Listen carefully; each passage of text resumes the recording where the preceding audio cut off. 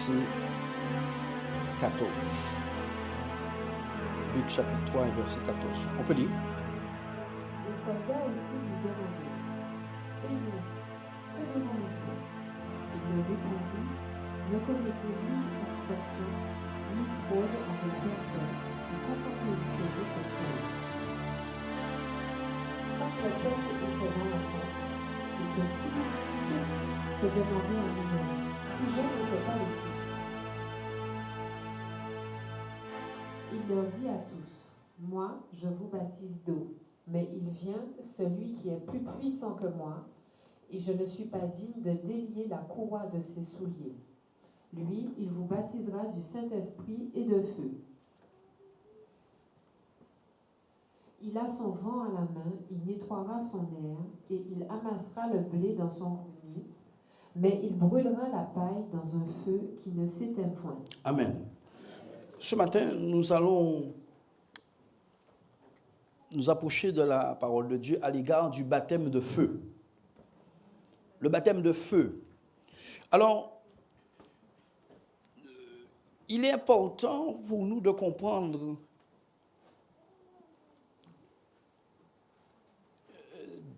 Dieu dans sa pédagogie. La Bible dit qu'il y avait un homme du nom de Jean-Baptiste qui avait été mandaté par Jésus dès le sein de sa mère. Jean-Baptiste était dans le sein d'Élisabeth et Jésus était dans le sein de... Vous ne savez pas? Et Jésus était dans le sein de Marie. Et à un certain moment, Marie et Élisabeth se trouvent vis-à-vis l'une de l'autre et elles se saluent. Et lorsque Marie salue Élisabeth, la Bible nous dit que l'enfant a tressailli dans le ventre d'Élisabeth. L'enfant a tressailli. Dites avec moi, tressailli. Jean-Baptiste est dans le sein d'Élisabeth, minuscule, mais aux yeux de Dieu extrêmement visible. La parole de Dieu est très claire concernant notre destinée. Quand tu étais dans le sein de ta mère, je te voyais. Quand tu n'étais qu'une masse informe, je te connaissais et je t'avais établi prophète des nations. Donc, il n'y a pas de hasard dans aucune naissance. Un grand plan, une grande destinée se trouve sur chacun d'entre vous. J'ai dit un grand plan et une grande destinée se trouvent sur chacun d'entre vous. Mais le grand plan et la grande destinée, bien qu'elle soit intentionnelle dans la pensée de Dieu en tout cas, ne sont pas obligées de s'accomplir. Ce n'est pas parce que les prophéties sont libérées sur ta vie qu'elles s'accomplissent obligatoirement. C'est un premier faux raisonnement que j'aimerais faire tomber de l'esprit des chrétiens. Ce n'est pas tout ce qui est prophétisé sur ta vie qui va arriver, parce que tu dois participer à son accomplissement. Les prophéties qui ne vont jamais manquer d'arriver, ce sont les prophéties concernant les temps. Bruit de guerre, tremblement de terre, une nation se soulèvera contre une nation. Ce sont des prophéties figées qui ne manqueront pas d'arriver. Mais concernant la vie personnelle de chacun, sans faire de pléonasme, concernant la vie de chacun, l'homme et les enfants de Dieu ont une part à jouer dans l'accomplissement des prophéties qui sont prononcées sur leur vie. C'est pour cela que quand tu ne connais pas cette approche de Dieu, tu peux attendre très longtemps que quelque chose arrive dans ta vie Parce que tu ne sais pas, tu es aussi acteur de ta propre vie. Le premier acteur de ta vie, ce n'est pas Dieu, c'est toi. Dieu est le scénariste. Et toi, tu es acteur du scénario. Dis avec moi, je suis l'acteur du scénario. Je dois avoir donc une bonne relation avec le scénariste lorsqu'il me fait entrer en scène. Je dois avoir une bonne relation. Je dois connaître mon script. Je dois connaître mon script. C'est ça, comme ça qu'on dit ça? Je dois connaître mon script très bien. Je dois connaître le déroulé. À quel moment je fais telle intervention? À quel moment je dis ça? À quel moment je réplique dans le film? Et à partir de cela, on va commencer à me qualifier comme un bon acteur qui sait exactement son script, qui n'hésite pas. Je vais me faire repérer par Hollywood et finalement, voilà. Bon, maintenant, pour rester un peu dans cette pensée, quelqu'un peut bien suivre les scripts, mais il y a quelqu'un qui n'est pas très bon dans les scripts, mais qui est quand même, qui a plus que la moyenne, mais qui est doué. Dis avec moi, doué. Qui a le don. Il va plus vite que toi. Il va plus vite que toi. Bon. Donc, le script n'est pas négligeable et le don non plus. La bonne nouvelle, c'est que le script et le don viennent de la même personne. Dans les choses de Dieu, en tout cas.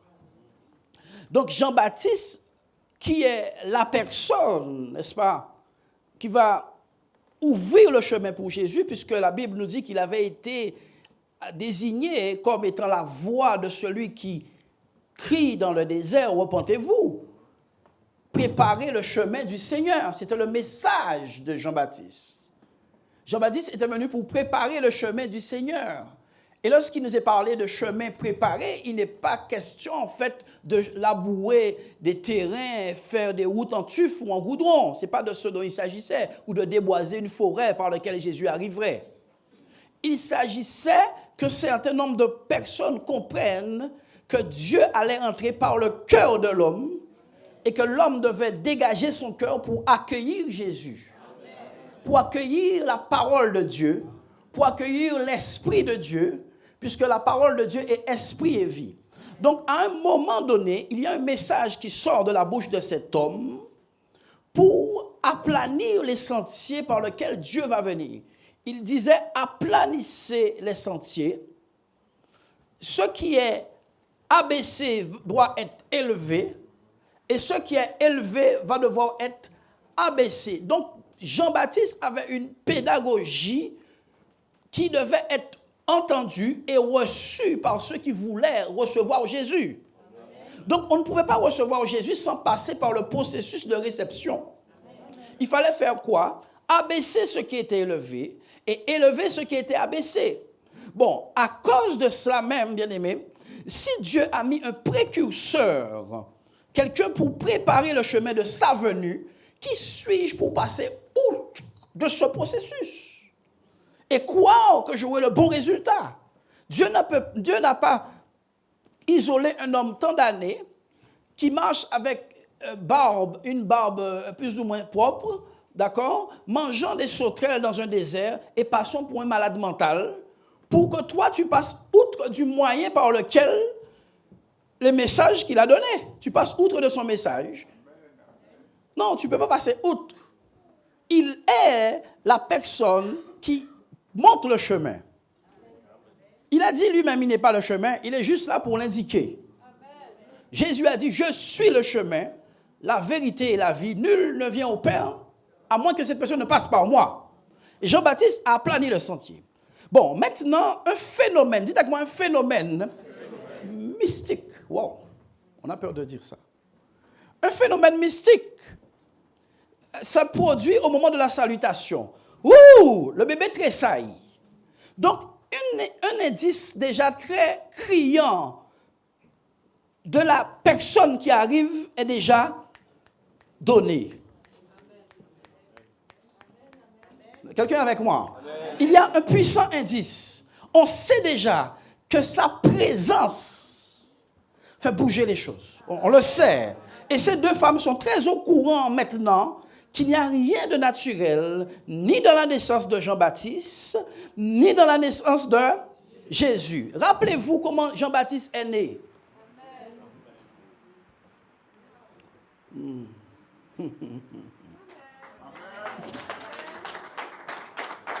Rappelez-vous comment Jean-Baptiste est né. Jean-Baptiste était le résultat du cri de Élisabeth et de Zacharie. Écoutez ce message. Zacharie et Élisabeth aspiraient à avoir un enfant. Et ils n'avaient pas d'enfant. Ça a duré pendant beaucoup d'années comme ça. Mais la Bible nous dit qu'ils étaient serviteurs dans la maison de Dieu et n'avaient jamais arrêté leur inertie, leur service à cause de leur manque naturel. Leur service était constant. Ils avaient persévéré bien qu'il manquait un bébé dans la maison. J'aimerais expliquer quelque chose à quelqu'un. Lorsque nous servons Dieu, pour que nous puissions voir Dieu bouger en notre faveur, nous devons servir Dieu de manière désintéressée, avec ou sans enfants, avec ou sans argent, avec ou sans gloire, avec ou sans reconnaissance, avec ou sans quelque chose. Puisque nous ne servons pas par intérêt, nous servons par amour. Élisabeth et Jean-Baptiste vont se trouver, n'est-ce pas, introduits dans le scénario de Dieu. Est-ce qu'il y a quelqu'un avec moi? Élisabeth et Élisabeth et Zacharie vont se trouver introduits dans un plan. Dis avec moi, il est temps que j'entre dans un plan. Moi, quand je regarde cette assemblée, je vois des gens que Dieu a prévus pour un plan, mais qui s'ignorent. Ils s'ignorent. Dis au Seigneur, pourquoi je viens ici tout le temps? Commence à poser de vraies questions à Dieu. Oui, Dieu les a introduits dans un plan. Ils ne savent pas que leur endurance va correspondre avec une date d'arrivée de la personne qui doit présenter Jésus. Ils ne savent pas ça. Ils ne savent pas que le temps qu'ils ont attendu a coïncidé avec une date qui correspond au temps de Dieu pour envoyer le précurseur de Jésus. Amen. Donc, lorsque nous sommes dans la patience, sans murmure, nous attirons les plans. Amen. Lorsque nous sommes dans la patience, et nous persévérons avec notre Jésus dans ce qu'il nous a confié, et que c'est simplement lui faire plaisir qui nous préoccupe, Dieu, voyant notre grande fidélité, va dire que cette personne-là, elle va entrer dans mon plan si elle persévère jusqu'à telle date. Il y a quelque chose de chronique dans les communautés chrétiennes, c'est que, je ne sais pas si c'est les problèmes de fast-food qui ont fait ça, c'est que les personnes veulent que Dieu leur parle aujourd'hui et accomplisse la chose demain. Le Seigneur m'a appelé au ministère, j'avais 12 ans. Je suis entré dans le ministère à 30 ans. On n'a pas levé chaud à 12 ans. Oui, chrétien. Donc, il y a un certain travail de feu qui s'est produit dans la vie d'Élisabeth et de Zacharie. Mais évidemment, pendant toute cette période, l'impatience a été détruite. Est-ce que vous comprenez? L'impatience a rendu l'âme. L'impatience est morte, hein? Toutes ces années, l'impatience, le fruit qui n'est pas de l'esprit là, a été brûlé par le fait que l'élément tardait avec le temps. Mais quand l'élément tarde avec le temps et que Dieu est dans l'affaire, rien n'arrive trop tard. Tout arrive bien en son temps. Rien n'arrive trop tard. Ah oui. Et Élisabeth et Zacharie entrent dans un plan. Les deux sont enceintes. Élisabeth est enceinte, Marie est enceinte. Ils viennent face à face par la providence divine. Et Jean-Baptiste tressaille. Quelques années s'écoulent. Jean-Baptiste est entré dans son ministère. Il est en train de dire aux gens, repentez-vous. Repentez-vous. Repentez-vous pour le pardon de vos péchés. Préparez le chemin du Seigneur. Abaissez ce qui est élevé et élevez ce qui est abaissé. Il est en plein ministère. Il prépare le chemin du Seigneur. Mais il y a un moment donné où le Seigneur doit arriver pour que le ministère de Jean-Baptiste prenne fin. Tant que Jésus n'est pas entré sur la scène, le ministère de Jean-Baptiste ne peut pas prendre fin. La Bible nous dit qu'à un moment donné, pendant qu'il est en train de baptiser, les gens, ils voient un homme arriver au loin. Dis avec moi un homme. Pas un ange, un homme. Et il regarde et il dit, voici l'agneau de Dieu. Voici l'agneau. Dis avec moi l'agneau. Dis avec moi l'agneau. Il dit pas, voici un homme. Dis avec moi le baptême de feu. Il dit, voici l'agneau de Dieu. Voici la bête de Dieu. Voici l'animal. Parce qu'un animal, c'est pas un homme. Hein. Si je t'appelle crabe. Voici l'agneau de Dieu qui ôte le péché du monde. Un agneau. Donc Jésus se présente, entre sur la scène, et à la posture d'un agneau, Jean-Baptiste le repère. Pourquoi Jean-Baptiste ne dit pas voici le sauveur du monde ou voici le grand Jésus, le Messie? C'est parce que prophétiquement, il est prévu que toi et moi, nous puissions chanter à l'agneau immolé. Quelqu'un n'est pas avec moi. C'est qu'il y a un feu qui doit prendre dans la vie d'un agneau à un moment donné. Quelqu'un avec moi? Et cet agneau s'appelle Jésus. Dans ce qu'on appelait le sacerdoce lévitique, il y avait un animal, et des animaux en tout cas, qu'on mettait sur l'autel des sacrifices et qu'on brûlait tout simplement. Hein, d'accord? On les brûlait complètement. On les consumait par le feu et on récupérait la graisse. Directement, on récupérait la graisse. Nous aurons bientôt un séminaire sur le temple. Vous allez voir ça. On récupère la graisse. Et au bout d'un certain moment, ce sacrifice a été qualifié de perpétuel. Dieu annonçant d'avance que la personne qui allait expier le péché du monde allait passer par le même processus que ces animaux qu'on a tués pendant tant d'années.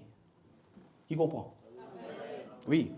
C'est cela que cela a été appelé le sacrifice perpétuel. Donc Jésus ne peut pas arriver comme un homme pendant qu'on a annoncé qu'il vient comme un agneau. Tandis qu'on a annoncé qu'il vient comme un agneau, il ne peut pas arriver comme un homme. Et Jean-Baptiste ne fait pas l'erreur de dire, tiens, voici le champion, Jésus, le Messie. Non, il dit, voici l'agneau de Dieu qui ôte le péché du monde. Et Jésus, n'est-ce pas, va entrer dans son ministère dans une certaine mesure. Bon, maintenant, dans son discours, Jean-Baptiste va donner beaucoup de pistes concernant la manière dont Christ va évoluer et de la manière dont nous allons devoir le suivre. Et quelles vont être les conséquences pour toute personne qui s'engage à suivre Jésus. Il va être un vrai pédagogue.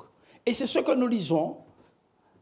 Il a son vent à la main.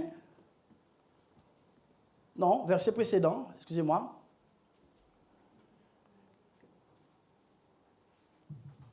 Il leur dit à tous, moi je vous baptise d'eau. Oui, moi je vous baptise d'eau. Oui. Mais il vient, celui qui est plus puissant que moi. Oui. Et je ne suis pas digne de délier la courroie de ses souliers. Mm-hmm. Lui, il vous baptisera du Saint-Esprit et de feu. Ok, qui est baptisé d'eau ici? Bon.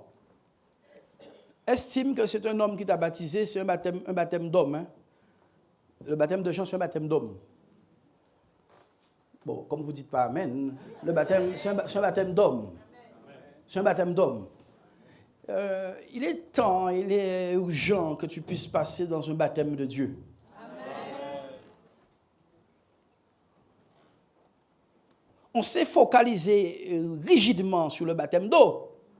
Mais le baptême d'eau, comme j'ai montré hier, tu prends une feuille, tu l'imbibes avec de l'eau, au bout de 15 minutes, tu ne vois même pas qu'on a versé de l'eau dessus. Tu prends une feuille, tu verses de l'huile dessus, au bout de 3 mois, tu vois une trace d'huile là. D'accord? Il y a quelque chose qui est très temporaire dans les choses de Dieu et quelque chose qui dure très très longtemps. Il est temps que je possède la chose qui dure longtemps.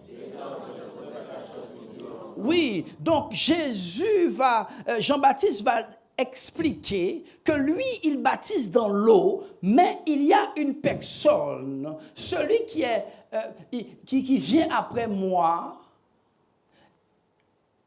il est plus puissant que moi. Et je ne suis pas digne de délier la courroie de ses souliers. Lui, dis avec moi, lui, il vous baptisera de quoi? Du Saint-Esprit et de feu. Donc, en tant qu'enfant de Dieu, je dois savoir que Jésus a pour projet de me baptiser du Saint-Esprit et de feu. Je dois poursuivre ce baptême plus que le baptême d'eau. Je dois le poursuivre. Alors, nous avons effectivement poursuivi, dans une certaine mesure, le baptême du Saint-Esprit.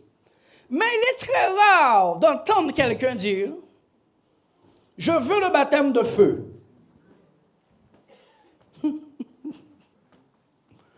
Les prédications sur le baptême de feu sont très rares. C'est rare que j'entends. Personnellement, je n'ai jamais entendu un chrétien, un frère, une sœur me dire « Frère ou pasteur Dario, je voudrais du baptême de feu ». Et pourtant, Jean-Baptiste a bien expliqué, bien dit, que celui qui est plus grand que moi vous baptisera, un, du Saint-Esprit, deuxièmement, de feu. Alors, il va falloir comprendre ce matin, c'est quoi le baptême de feu. Un jour, j'étais avec un frère qui prétendant à la prédication comme moi-même. Et je lui ai dit quelque chose de ce style. Chrétien, fais attention à ce que tu dis quand tu dis avec ton cœur. Je vais dire ça à nouveau. Fais attention à ce que tu dis quand tu le dis avec ton cœur. J'ai dit à ce frère, tu sais frère, on dormait ensemble à l'église, tout ça. Frère, j'aurais aimé que Dieu me consume par le feu. Je lui ai dit ça. Il m'a regardé.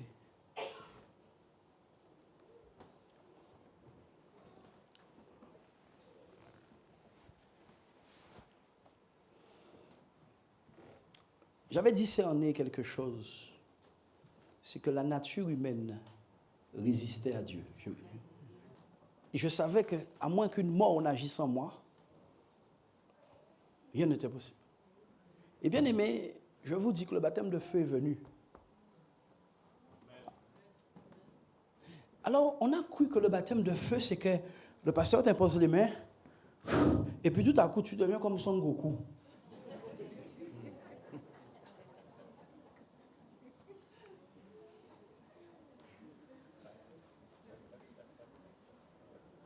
Beaucoup de personnes ont cru que c'est ça.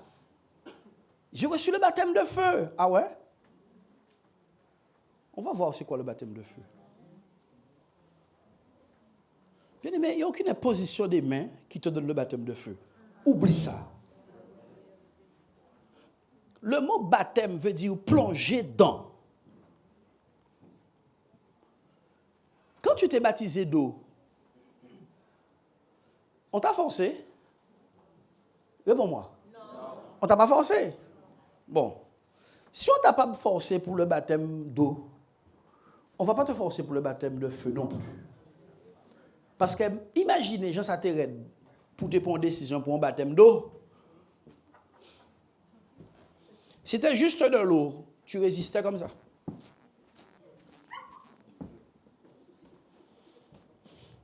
On te dit, mais ça, il faut se faire baptiser.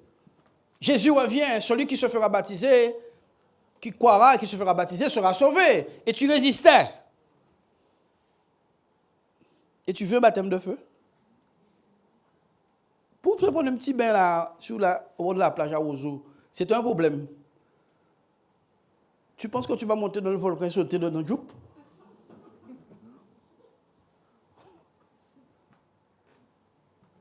Le baptême de feu, c'est quelque chose que tu dois accepter. Pour commencer, tu dois accepter, un, qu'il existe, deux, qu'il est inévitable. La même manière que tu as cru que le baptême d'eau était inévitable pour entrer au ciel, tu dois savoir que le baptême de feu est inévitable pour servir sur la terre. Il est inévitable. Lorsque nous regardons le tabernacle, pour ceux qui ont vu le tabernacle, levez la main. Voilà. Nous voyons la porte qui s'appelle Jésus, avec les quatre couleurs. Et juste après la porte, nous voyons une sorte de meuble avec une fournaise dessus, du feu ardent. Et après cette fournaise, nous voyons quoi? Une cuve d'airain qui représente le baptême et la parole. Dans l'Église, voici ce que la majorité d'entre nous avons fait. Nous sommes entrés par la porte qui est Jésus. Tout le monde a dit Amen. Le blanc, la pureté. Le bleu, je vais au ciel. Le rouge, Jésus a lavé mon péché par son sang. Le camoisi, Jésus est roi. Tout ça, on est d'accord avec ça. Mais juste à 2,50 m, à 2,50 m de la porte, il y avait l'autel des sacrifices. Tout le monde l'a évité.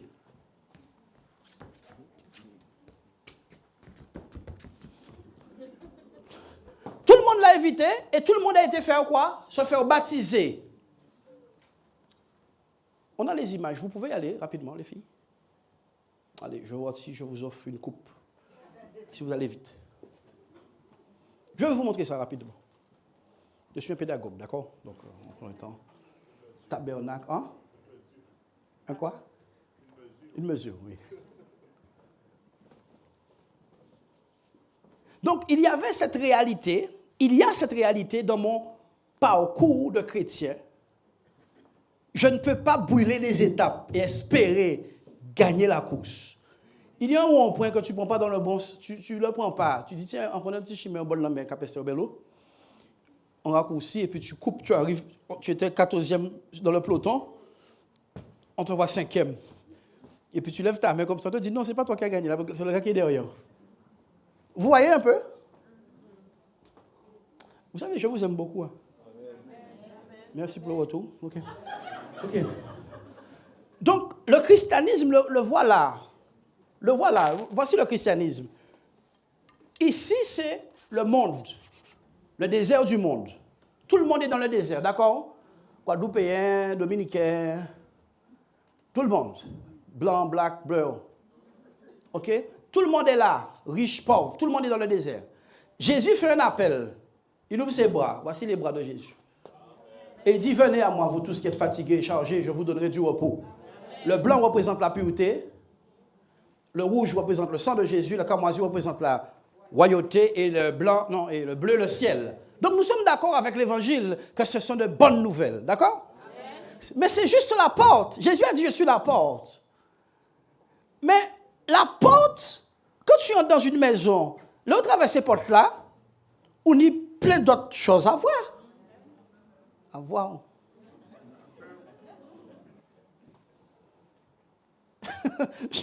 tu as beaucoup d'autres choses à voir. Donc, beaucoup de personnes sont entrées par la porte, effectivement, c'est bien, et ils n'ont pas vu ça.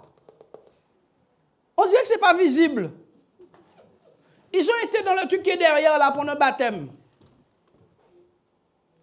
La bassine, là,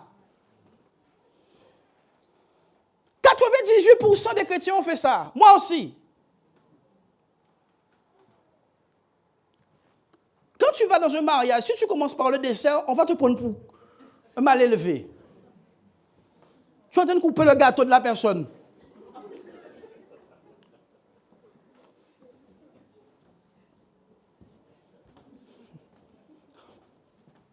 Oui, Jean-Philippe. Il est au fond de la table de gâteau. Oh!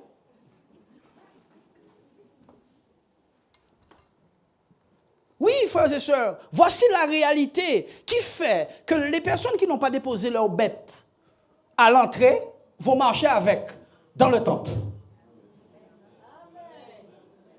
Si tu n'as pas déposé ta bébête là, vieille mania, ta vieille nature, tes péchés, tes impuretés, tes vols, tes mensonges et tout le reste, si tu n'as pas déposé ça au début, on va te voir dans la maison de Dieu te promener avec une bête.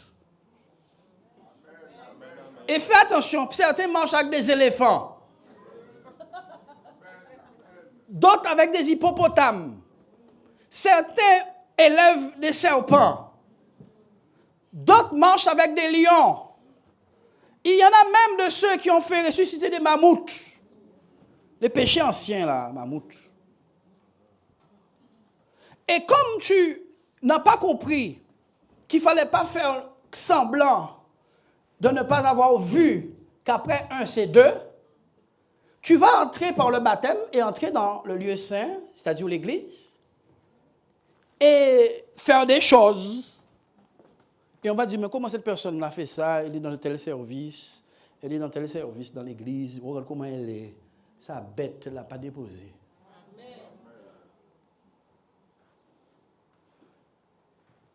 98% des chrétiens ont évité le feu. Ils l'ont évité. Ils ont senti que... Oh, le pasteur dit ça, mais tout le monde est pécheur. Hein? C'était pas une question du pasteur. C'était une question que comme tu aimes Jésus, tu suis son parcours. Dis-moi le baptême de feu. Oui, frères et sœurs.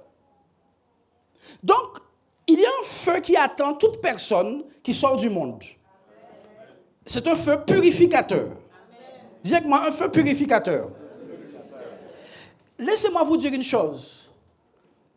On n'a imposé à personne à venir avec une bête là. C'est toi qui voulais rencontrer Dieu et tu respectais les règles. Tu voulais faire quoi? Rencontrer Dieu et tu respectais les règles. Donc, il y a un phénomène qui se joue dans nos églises et qui est grave. Même au niveau du pupitre et de la chair. Hein. Beaucoup de personnes se baladent dans le parvis. Ils sont à Christ, d'accord, ils sont entrés, mais ils se baladent dans la zone où on voit tous les petits personnages en blanc là. Ils sont baptisés, oui, ils sont blancs. Un vêtement blanc, une hanche d'or, un beau palais, une couronne, ok? Ils sont tous en blanc, ils sont tous baptisés. Et ils se baladent là, comme ça. Les gens se baladent là. Parce qu'en fait, le piège avec ce tabernacle, c'est que la partie du parvis fait le tour, en fait. Tu as un truc intérieur, tu peux faire le tour. Pas dehors, hein, intérieurement. Est-ce que vous comprenez ce que je veux dire? Tu peux faire le tour. Donc, te rapprocher du lieu très saint et croire que tu es dedans. Vous pouvez entendre. Oh, quelqu'un a compris? Donnez gloire à Dieu. Tu peux te rapprocher du lieu très saint et croire que tu es... Juste croire que tu es dedans.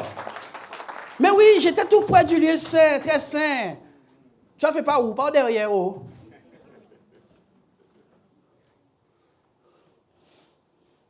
La Bible nous dit, celui qui n'entre pas par la porte est un voleur. Voilà, merci. Wow, ils sont réactifs, messieurs. Bravo, bravo. Tu vois, on peut faire le tour, hein? On peut promener, ça. On peut juste rester dehors, au bord, là, regarder à qui est passé. Oui, quand tu as un pied dans l'église, mais ton cœur est dehors, donc tu restes. Je n'ai pas quitté l'église, hein? Je regarde juste, je suis à mon balcon, j'habite à la Tour Frébeau.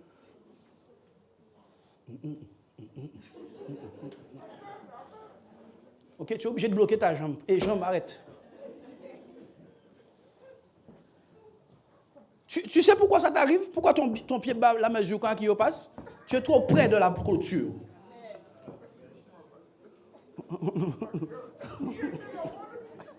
tu es trop près de la clôture. Tu es trop près.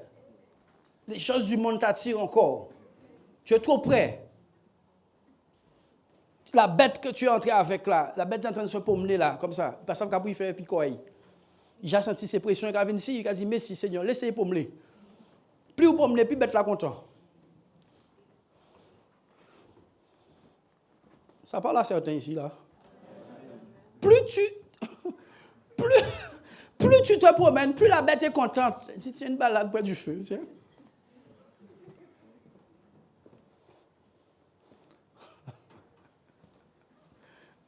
C'est l'évangile dans toute sa clarté. Je veux Jésus, mais je ne veux pas ses exigences. Nous chantions à l'époque, sévère dans ses exigences.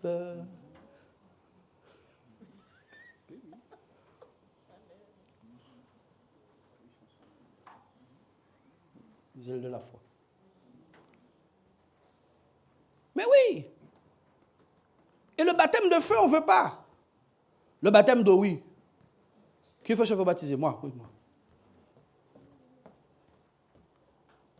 Mais je te dis une chose, la poule que tu veux manger, là, nettoie-la avant. Cuite-la avant. C'est ça. Il y a un processus. Donc le baptême de feu fait partie du christianisme intégral. Et nous allons voir à quoi il sert. C'est bon, c'est clair pour tout le monde? Amen. Donc quand vous voyez quelqu'un d'étrange, c'est qu'il n'est pas passé par là.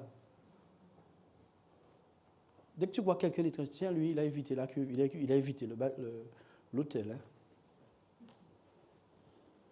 Toi-même, quand tu te vois étrange là, quand tu parles des gens, et toi-même, tu ne vois pas que tu évites ça tout le temps? C'est éternel. Saint, le Seigneur. Tous les chants, la gloire, ouais, c'est pour toi, mais Saint.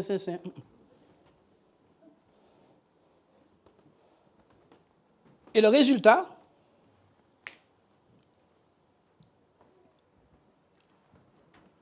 on va le voir.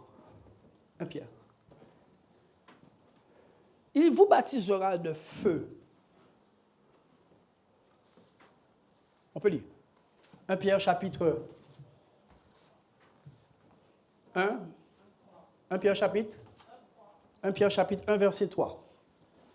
Béni soit Dieu, le Père de notre Seigneur Jésus-Christ, qui, selon sa grande miséricorde, nous a régénérés pour une espérance vivante par la résurrection de Jésus-Christ d'entre les morts. Ok, donc nous avons été régénérés par la résurrection de Jésus-Christ. Vous êtes avec moi toujours? Amen. Il y a une régénération qui est obligatoire pour vivre avec Dieu et pour servir Dieu. Frères et sœurs, laissez-moi bien vous le dire. Les animaux sauvages qui sont dans la forêt, ils ne sortent pas parce qu'ils ont de quoi manger dans la forêt. Le jour qu'ils n'ont rien de quoi manger, on verra les lions dans les villes. Oh. Donc, il faut un écosystème pour que toi, tu puisses vivre ton christianisme. Un écosystème qui correspond à ta spiritualité. Vous me comprenez? Il faut que tu sois dans l'écosystème de Dieu. Ah. Bon, béni soit Dieu, le Père de notre Seigneur Jésus-Christ, qui, selon sa grande miséricorde, nous a régénérés pour une espérance vivante par la résurrection de Jésus-Christ. Donc, est-ce que Jésus est ressuscité? Donc, ce n'est pas une régénération qui va se faire, c'est une régénération qui est faite pour une espérance vivante par la résurrection de Jésus-Christ d'entre les morts. Lisons. Pour un héritage qui ne se peut ni corrompre, ni souiller, ni flétrir, lequel vous est réservé dans les cieux. Ok, donc il y a un héritage qui nous est réservé dans les cieux. Ça, c'est dans les cieux. Dis avec moi, dans les cieux. Bon, alors, il y a un christianisme qui va être... Il y a une vie avec Dieu qui va être vécue dans les cieux, et il y a une vie avec Dieu qui doit être vécue sur la terre. Donc, concernant notre salut, c'est un acquis. Maintenant, profiter et vivre Dieu sur terre, ce n'est pas un acquis. Le salut est gratuit, mais saisir les grâces de Dieu coûte un prix. Sinon, tout le monde prierait, et puis ils obtiendraient. Oh Seigneur, je veux un château. Vendredi, château. Seigneur, je veux une Lamborghini. Lamborghini. Tout le monde serait exaucé. si ça, il s'agit juste de prier. Et oui, il y a un plan d'acquisition. Lisons. À vous qui, par la puissance de Dieu, êtes gardés par la foi. Donc nous sommes gardés par une puissance. Dis avec moi, une puissance. À moins de la puissance de Dieu, personne ne résistera au mal et au péché. Personne. Partant d'ici jusqu'au fond. À moins d'une puissance correspondante. Parce que la Bible appelle le mouvement du diable puissance aussi. La Bible nous dit que le diable est descendu avec quoi? Une grande puissance. Et que nous avons échappé à la puissance des ténèbres. Donc, parce qu'il y a une puissance dehors, nous ne pouvons pas prétendre vivre un christianisme victorieux without power, sans puissance. Tu ne peux pas, puisque dehors c'est hostile. Vous n'avez pas vu que c'est hostile dehors? Il y a une grande hostilité concernant la justice, l'amour, la pureté, la sainteté. Il y a une grande hostilité dehors. Il suffit que tu sortes d'ici, tu regardes un panneau publicité, tu es agressé. M'avez-vous compris?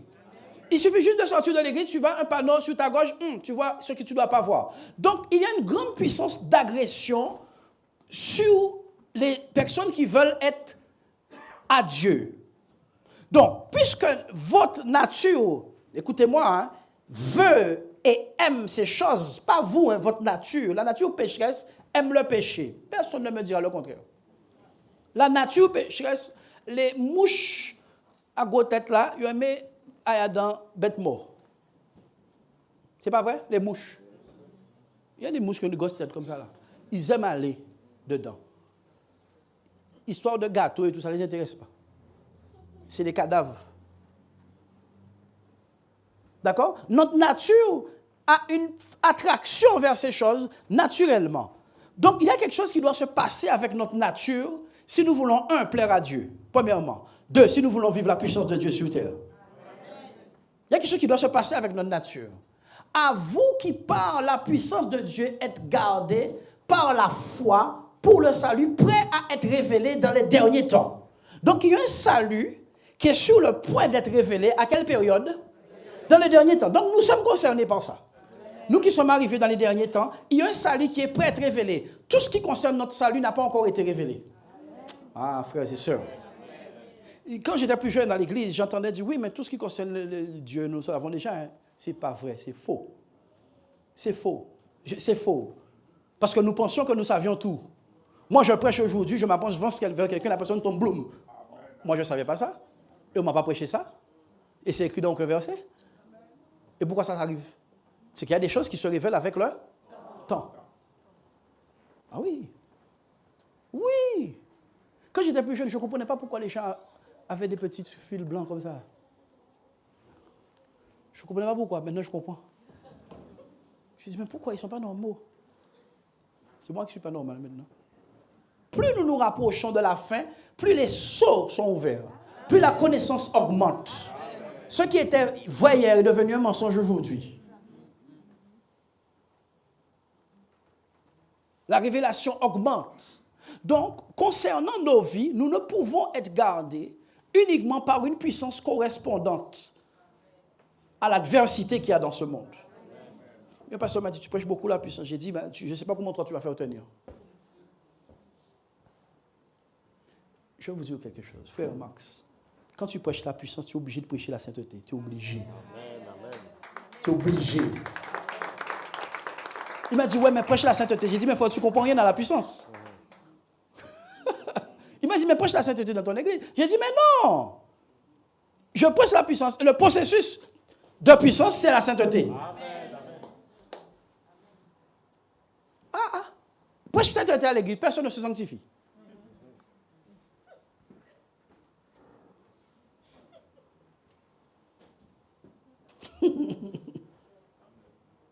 Oui, il y a une puissance qui doit être l'antithèse de ce qui se fait dehors. Vous qui êtes gardés par quoi? Par la puissance de Dieu qui va être révélée. Donc je suis gardé que par la puissance. C'est soit tu valides Dieu, soit tu ne valides pas. Tu n'es pas valide, tu n'es pas exempté des assauts, mais tu es gardé des assauts. Les assauts vont venir, mais si tu es à découvert, tu vas subir et tu vas être exterminé. Donc moi qui suis vigilant sur les paroles que Dieu dit, je dois me mettre à l'abri du Très-Haut. Celui qui demeure sous l'abri du Très-Haut repose à l'ombre du Tout-Puissant. Il ne craint pas les calamités et les pestilences qui volent dans le monde et la peste qui vole en plein midi. C'est ce que la Bible dit. Mais celui qui fait quoi? Celui qui demeure sous l'abri du Très-Haut. Or, pour entrer dans la présence du Très-Haut, il faut traverser le tabernacle.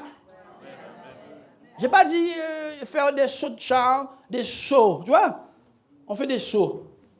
Un obstacle, saut d'obstacle. Le tabernacle, ce n'est pas une histoire de saut d'obstacle. On n'est pas au JO, là. Il y a des obstacles, tu sais que vous sautez des obstacles. Voilà. Donc, il y a une puissance qui doit me garder.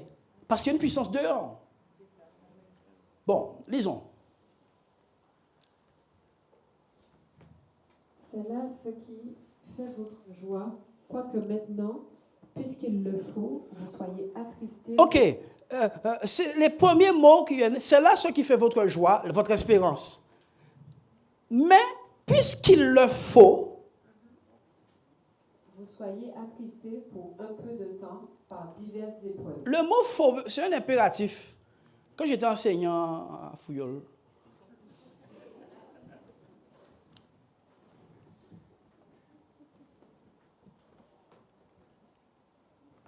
puisqu'il le faut, la chose que tu ne veux pas là, Dieu a dit il le faut.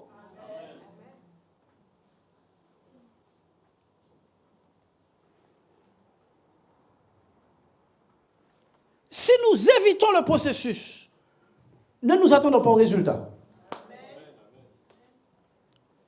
Puisqu'il le faut, impératif. Le verbe falloir, un verbe intransitif.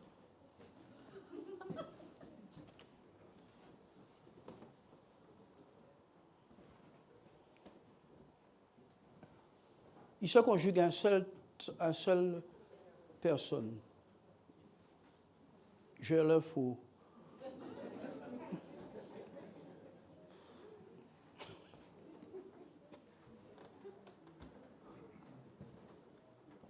Un verbe impersonnel. C'est ça? Vous n'avez pas fait les... OK. Donc, OK. Il le faut.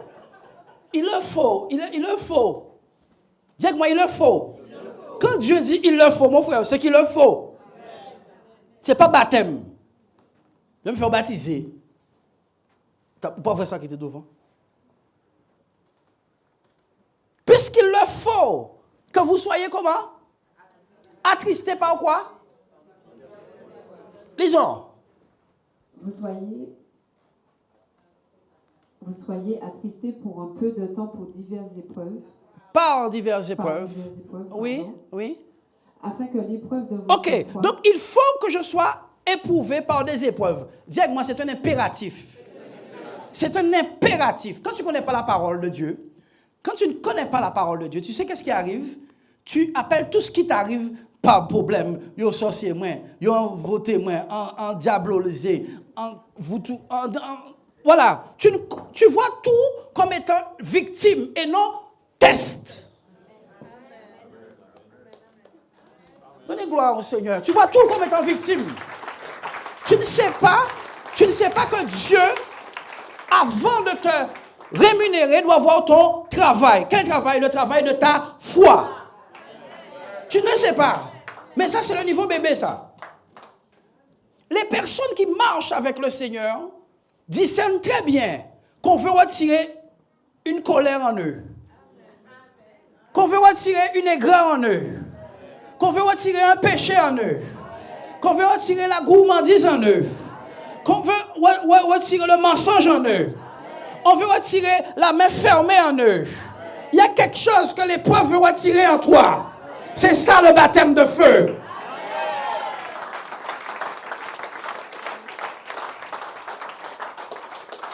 C'est ça le baptême de feu.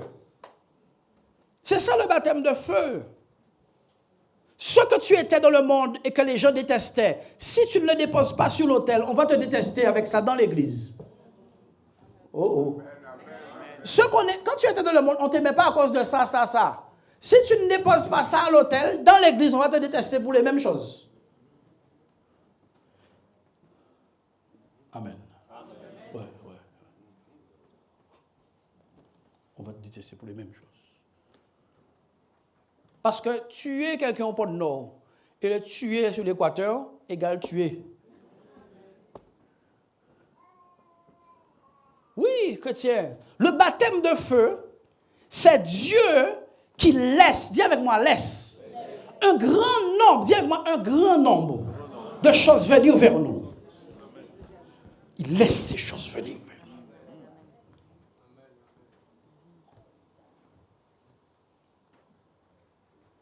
Ou Dieu baptisé, on ouvre ça.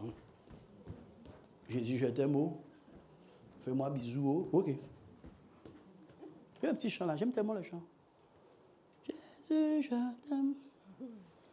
Oh Jésus, je t'aime. Fais-moi bisous. C'est ça. Non, c'est ça la chanson là qu'a dit frère.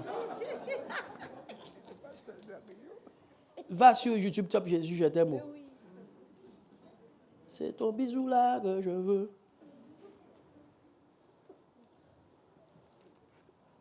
À moins que quelqu'un accepte ce que je vais dire là, il ne découvrira pas le christianisme. Il ne découvrira pas. Il connaîtra beaucoup de versets de la Bible.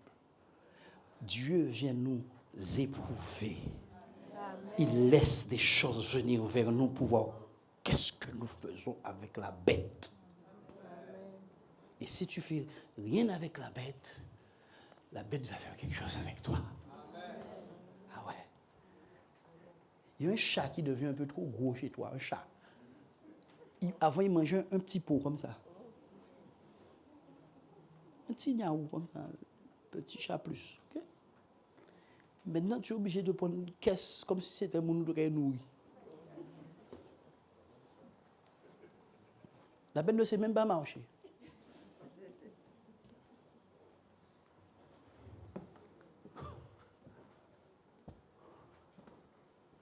Le baptême de feu. Lisons. Alors, non. Oui, afin que l'épreuve de votre foi, donc, qu'est-ce qui a été prouvé? C'est ma foi. Chrétien, regardez bien ce qui est écrit. L'épreuve de votre foi. Donc, vois-toi comme étant quelqu'un et ta foi comme une autre personne. Pour avoir des langages du style, ma foi est éprouvée. Oh, quelqu'un n'est pas avec moi. Ton langage doit être celui-là. Ma foi est éprouvée. Pas moi. L'épreuve de votre foi, vas-y. Plus précieuse que l'or périssable. Donc, Dieu appelle ma foi quelque chose de plus précieuse que l'or périssable. Frères et sœurs, laissez-moi vous dire une chose. Les exploits que nous lisons dans la Bible nous a dit que c'est par la foi que ces hommes ont fait ces exploits. Donc, si tu veux vivre les exploits, engage la foi.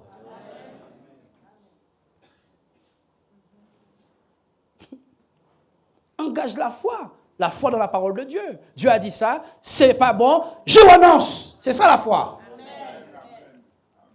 Est-ce qu'il y a quelqu'un avec moi ce matin? Il fait dire ce soir. Ok. Dieu a dit, ça c'est pas bon. Comme j'ai la foi, je dis ce que Dieu appelle pas bon, pas bon. Je valide ce qu'il appelle bon, bon. Et Dieu me dit, voici un homme de foi. Je fais donc ce qu'on appelle un pas de foi.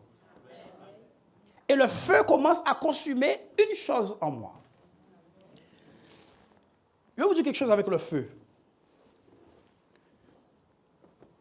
Quand l'élément est complètement brûlé, c'est fini. Quand la chose est à moitié brûlée, on appelle ça une blessure. Quand l'élément est complètement consumé, on appelle ça un brûlé. Il est mort brûlé. D'accord? Mais quand la chose n'est pas complètement brûlée, on appelle ça une blessure. Celui qui a fini d'être brûlé, ce n'est fini. C'est pour ça que Paul a pu dire, ceux qui ont crucifié la chair, on a fini avec le péché. Ceux qui sont en Christ ont fini, ils finissent. Mais quand tu n'as pas laissé la chose se faire, tu es blessé par le feu. L'épreuve te blesse au lieu de te consumer. Afin que l'épreuve de votre foi, plus précieuse que l'or périssable, qui cependant est éprouvé par quoi? Le feu, est pour résultat. Donc, il y a un résultat que le baptême de feu attend. Le baptême de feu a un but.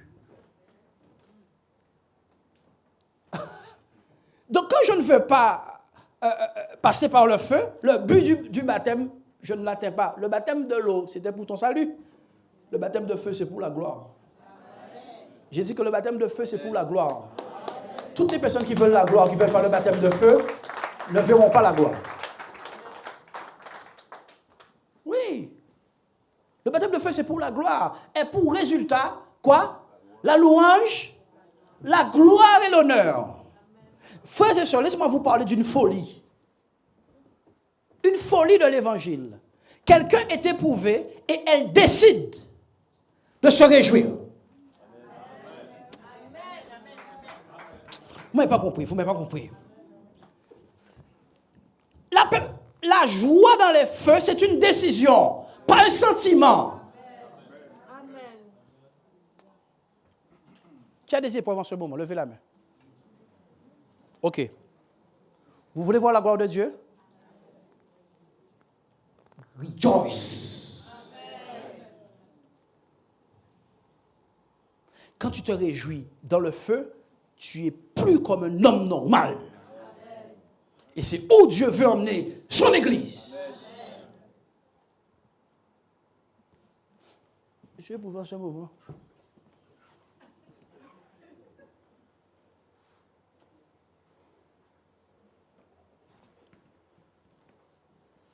Le feu qui vient attend quoi? Des louanges.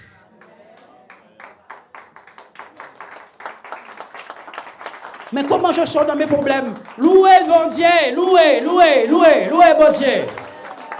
C'est parce que c'est trop simple qu'on ne veut pas le faire. Quand tu loues Dieu dans l'épreuve, tu es différent de toute la planète. Il est temps que tu sois différent, chrétien.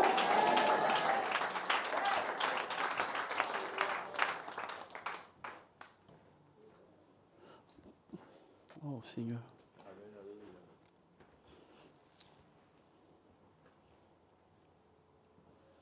On veut se réjouir des mêmes choses que les gens du monde se réjouissent. Quelle différence y a-t-il avec eux? Notre créneau, notre couloir de réjouissance, c'est comme eux.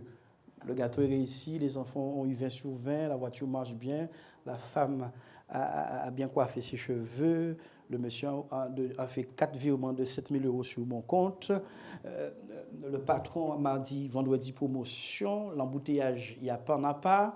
J'habite à 5 minutes de mon travail. Mon appartement, on m'a dit qu'on me met maintenant dans une maison individuelle avec gazon.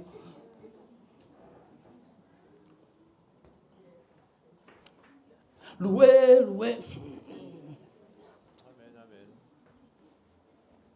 Loué, j'ai dit loué. À Samba, même père, la pied près de toi. J'ai dit loué, j'ai dit. Mais moi, j'ai croisé 2 hommes il n'y a pas très longtemps.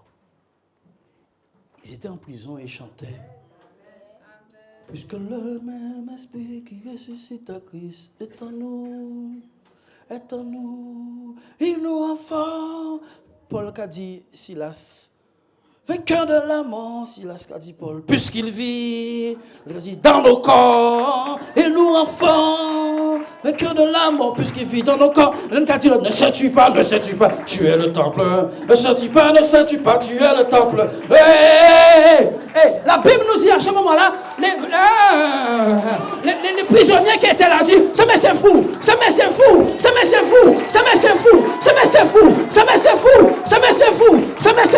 L'évangile est une folie pour ceux qui périssent, mais elle est la puissance de Dieu pour ceux qui croient. Oui. mais c'est fou. Oh, Mayom da Harabiasa Sata. Le fou. On a dû les frapper sur la tête quand on les a mis en prison. Oh.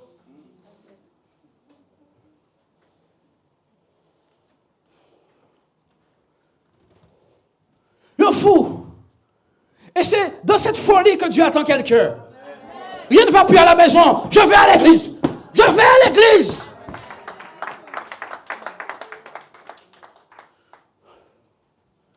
On va entendre ma voix ce matin.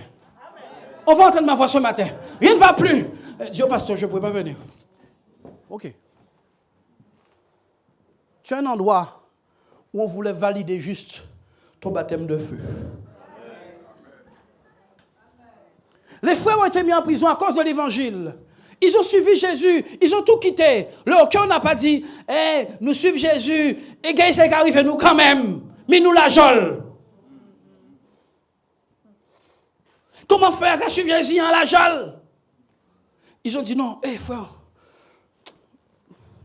Mais si bon là, ils mettent pour nous, si c'est là, point, tout est à l'envers, nous faisons un tambour. Et moi, en qu'est-ce que fait ces barreaux là, c'est vite triangle. Ting, ting, ting, ting, ting, ting, ting, ting. Vous connaissez les frères haïtiens qui jouent au triangle? Ting, ting, ting, ting, ting, ting, ting, ting, ting. La Bible nous dit que quand le ciel a vu ça, le ciel a dit, qu'est-ce qui se passe sur terre? Il y a des hommes qui ont enfin compris. Qu'est-ce qui se passe sur terre? Oui, il y a deux hommes là.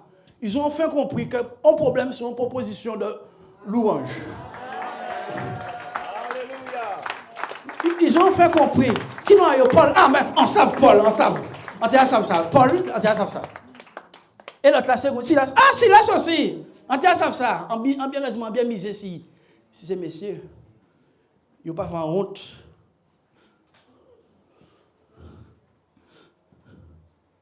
L'argent.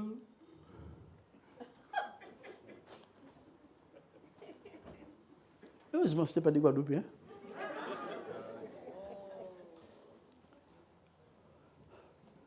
Que tu as mis folie à l'évangile. Qui veut entrer dans ça? Bien, mais parfois je viens. Parfois je viens ici avec des problèmes que vous. Parfois je viens ici, je monte sur la chair avec des problèmes, vous pouvez m'imaginer. Mais moi, j'ai été prévu pour courir avec des chevaux, pas avec des hommes. Oui, il le faut. À partir de ce matin, vous allez regarder ce que vous vivez autrement. Les problèmes attendent quoi? Une louange. Et après la louange, gloire, pas avant. Quel que soit ce que tu vas passer, là, on va commencer à vous parler de certaines choses. Les parents, concernant vos enfants à la rentrée, ne faites pas comme les autres parents à vous agiter. S'il vous plaît, ne faites pas ça. C'est parce que Dieu attend de vous. Dieu attend que vous souffriez et que vous entriez dans votre chambre.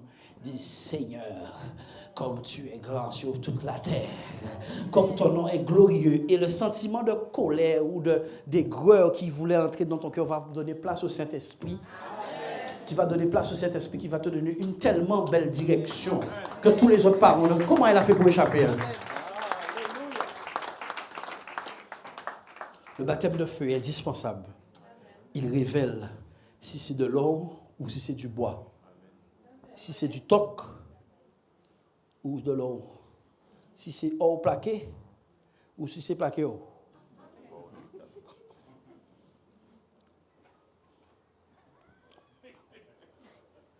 Frère, le feu, pas ni couillonnade là, frère. Tout ça qui a dans, quand il paraît.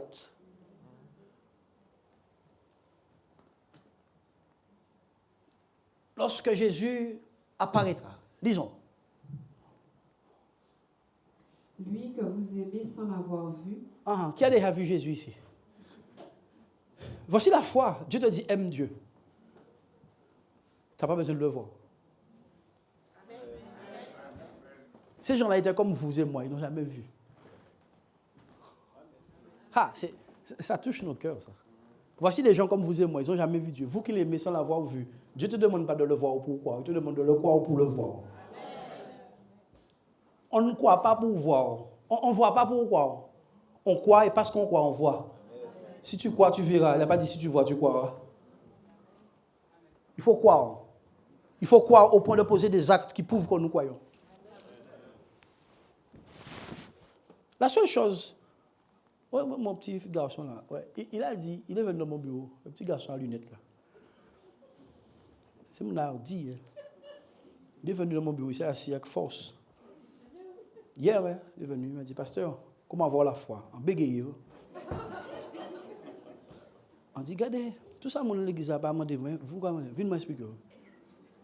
Il dit, la foi, tu fais ça, ça, et tu vois la foi. Il m'a dit, merci. Deuxième question, pasteur. Comment ceci? J'ai dit, comme ça, comme ça. Il m'a dit, merci, pasteur, au revoir.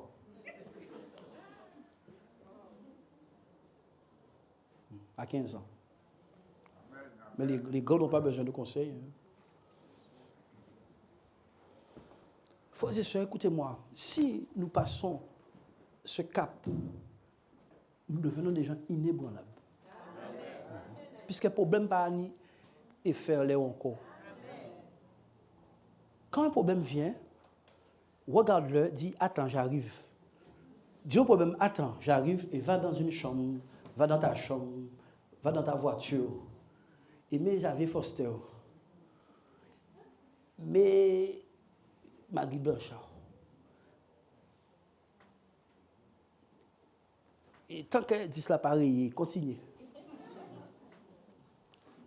Je vous dis, le baptême de feu révèle si tu as cru ou pas. Donc il est indispensable. Vous qui l'aimez sans l'avoir vu, en qui vous croyez sans le voir encore, vous réjouissant d'une joie ineffable et glorieuse. Et glorieuse, oui. Parce que vous obtiendrez le salut de vos âmes au prix de votre foi. Au prix de votre foi. Ton salut, c'est au prix de ta foi. Donc, frères et sœurs, ce baptême de feu que Jésus a promis, c'est des choses qu'il va laisser venir devant nous. Il vous baptisera. Et je vous dis, personne ne dit à Dieu, Seigneur, baptise-moi de feu. Personne n'a fait cette prière-là, ça. Il n'y en a pas. Et pourtant,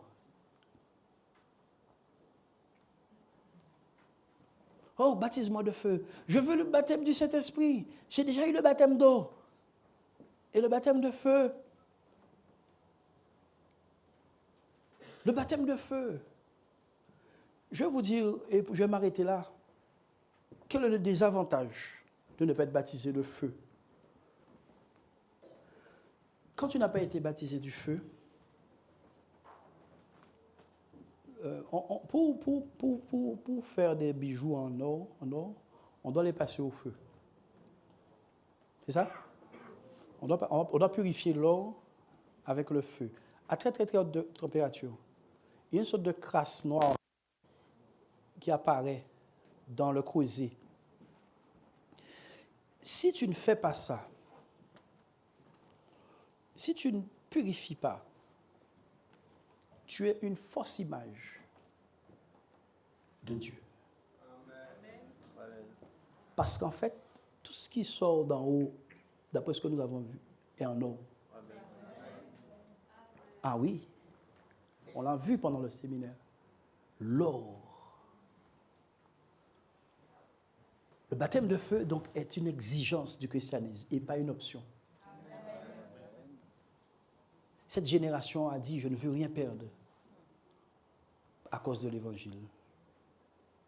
Je veux garder mon caractère, je veux garder ma vie dissolue, je veux garder. Qui fait qu'on crie après un réveil qu'on ne verra jamais. Ah oui. Ce que je n'ai pas laissé Dieu changer dans ma vie avant mon ministère m'a rattrapé dans mon ministère. Eh oui. Il y a vraiment, chrétien, un travail de purification par le feu qui doit se faire dans la vie de quelqu'un pour que la personne puisse être agréable à Dieu. La bête doit apparaître et être détruite. C'est ça le baptême. L'onction, si on peut m'aider avec le fond musical, l'onction du Saint-Esprit n'est rien d'autre que le résultat. C'est juste le résultat. L'onction du Saint-Esprit est le résultat du processus de purification. C'est le résultat.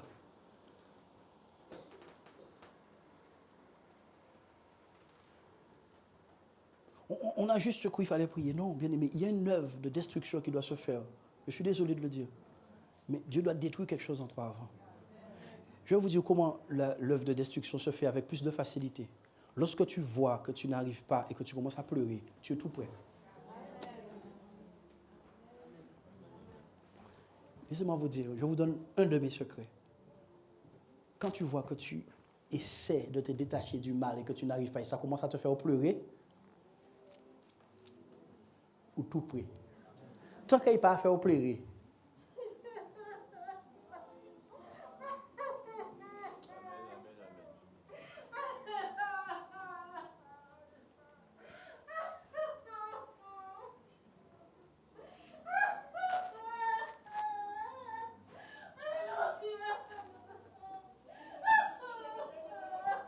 tant que tu n'en as pas marre du péché, le péché n'aura pas marre de toi.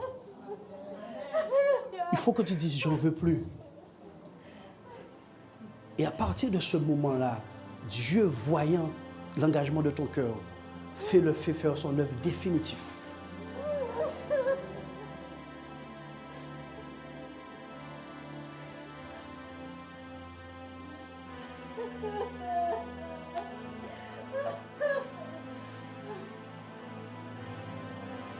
Que Dieu grave ses larmes quelque part.